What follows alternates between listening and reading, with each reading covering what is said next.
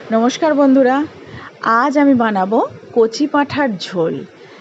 আমি ফোড়নে দেওয়ার জন্য কয়েকটা গোলমরিচ, জিরে আর গোটা গরম মশলা, তেজপাতা নিয়ে নিয়েছি।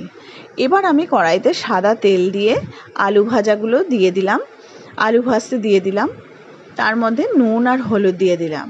ভালো করে লাল লাল করে আলুগুলো ভেজে উঠিয়ে নিলাম। এবার কড়াইতে আমি দিয়ে দিলাম সর্ষের তেল, কারণ রান্নাটা কিন্তু সর্ষের তেলেই হবে। তেলটা গরম হয়ে গেছে, তার মধ্যে আমি গোটা গরম মশলা, জিরে, গোলমরিচ আর তেজপাতাটা ছেড়ে দিয়েছি। ওগুলো একটু ভাজা ভাজা হয়ে গেল। এবার দিয়ে দিলাম আমি কুচনো পেঁয়াজ। কুচনো পেঁয়াজটা একটু ভালো করে নেড়ে নিলাম। নেড়ে আমি তার মধ্যে দিয়ে দিচ্ছি আদা বাটা আর রসুন বাটা।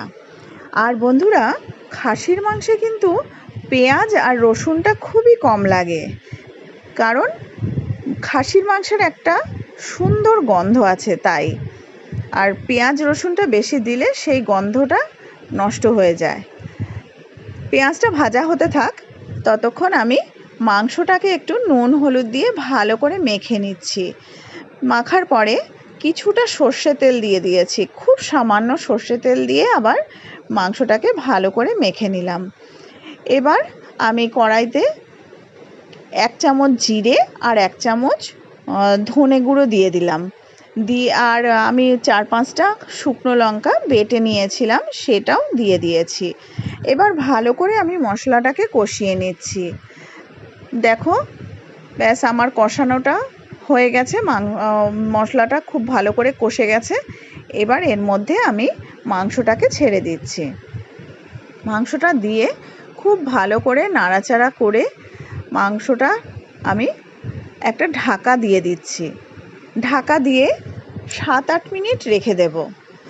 তারপর আমি ঢাকাটা সরিয়ে তার মধ্যে দিয়ে দিলাম 3-4 চামচ টক দই। টক দইটা দিয়ে আমি ভালো করে আবার মিশিয়ে নিলাম মাংসটা।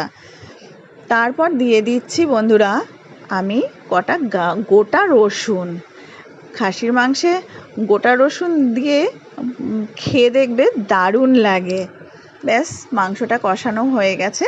এবার আমি এটাকে প্রেসারে সিটি দেব।